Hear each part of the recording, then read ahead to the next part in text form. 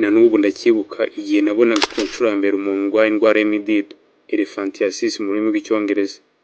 Icyo gihe naratunguwe cyane kandi ngira ubwoba kubona ukuntu iyi ndwara ishobora kugira ingaruka ku buzima bw'umuntu.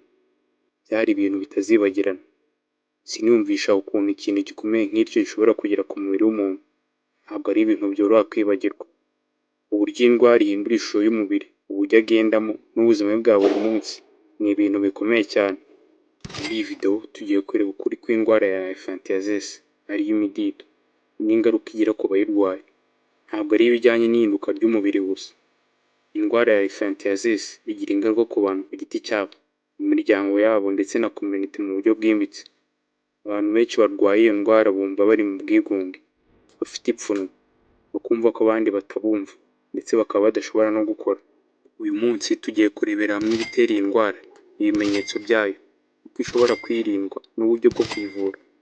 Ntabwo ari ukumenya gusa, ahubwo ni ukumenya ukuri ku buzima bw'abantu babarizwa muri za miliyoni ku isi bafite ikibazo cy'indwara y'imidido. Reka turebere hamwe ukuntu iyi ndwara ihindura imibereho y'abantu n'uko twafasha abayirwaye. Murakaza neza ku Buzima Center. Ndi Sim Pacifique. Your health, our priority. Elephantiasis ni ubwoko bw'indwara y'icyorezo ituma uruhu rwiyongera, rukabyimba ndetse akenshi rukanahinduka. Indwara y'imidido uyandura binyuze ku dukoko duto twitwa filariya twanduza inzira z'amazi. Izo mikorobe zifunga imijyana y'amazi bigatuma amazi aguma ahantu hamwe. Abantu barwaye elephantiasis bashobora kandi kugira ububabare, kubyimba no kugira umuriro. Iyo imidido itavuwe ishobora guteza ibindi bibazo by'umubiri. Abantu bagera kuri miliyoni 120 ku isi hose, ni ukuvuga 1.5% y'abatuye isi yose bafite ubwandu bwa lymphatic filariasis ariyo midido. Iyo ndwara ikunze kugaragara cyane mu turere dushyuha, mu bihugu byo muri Aziya, Afurika na Amerika y'Amajyepfo. Ibi ni byo bihugu bifite umubare munini w'abanduye. Imidido ishobora kubaho iyo umuntu afite filariya. Ubu ni ubwandu buterwa n'ubwoko bw'inzoka bwitwa roundworms. Utuboka duto cyane ushobora kubonwa n'amaso bitera umubiri wawe. Iyo urebye muri microscope usanga utwo tuboka tumeze nk'utudodo. Hari ubwoko butandukanye bw'udukoko two mu bwoko bwa filariya. Gusa iyitwa Escherichia bankrofite iteza 9% by'iyi ndwara. Imidido ikwirakwizwa no kurumwa n'umubu. Iyo umubu urumye umuntu urwaye filariasis, utuboka twa filariya turi mu maraso y'umuntu wanduye natwo twanduza umubu icyo cyorezo. Noneho umubu wanduye iyo urumye undi muntu, utwo tuboka twinjira mu maraso y'uwo muntu. Muri rusange umuntu ntazarwara filariasis bitewe n'uko yarumwe n'umubu. Mu busanzwe bisaba kurumwa n'umubu inshuro nyinshi mu mezi menshi cyangwa se imyaka kugira ngo umuntu agire icyo kibazo.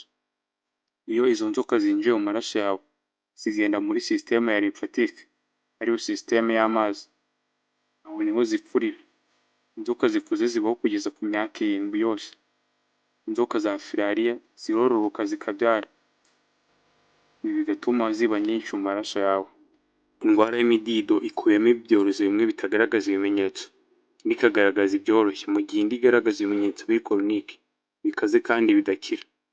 Ibyorezo byinshi ntibigaragaza ibimenyetso, gusa uyu muntu ashobora kwanduza abandi bantu binyuze mu kurumwa n'umubu, nubwo bwose ataba agaragaza ibimenyetso. Izi ndwara zitagaragaza ibimenyetso ntibivuze ko zitagira icyo zangiza ku mubiri wawe, kuko zangiza inzira z'amazi, impyiko ndetse n'ubudahangarwa bw'umubiri wawe bukagabanuka.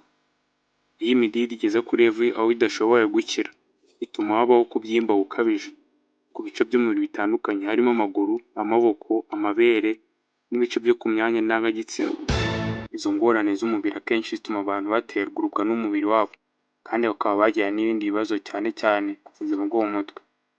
Bakabura uburyo bwo kubona amafaranga kandi bagasaba n'amafaranga menshi yo kwivuza. Kugeza ubu nta rukingo cyangwa umuti wo kuvura indwara y'imidido. Imiti uhabwa ishobora kwica udukoko twinshi kandi ikakurinda kwanduza abandi. Ubwo nabyo bishobora kugabanya ibimenyetso by'iyo ndwara, ariko nta muti uhamye wo kuvura indwara burundu. Kurwanya indwara no gukumira ubumuga ni urufunguzo rwo kuzamura ubuzima rusange bw'abafite ibibazo by'imidido. Serivisi z'ingenzi zirimo kubaga, kugira isuku ikwiye, kwita ku ruhu ndetse n'imyitozo ngororamubiri.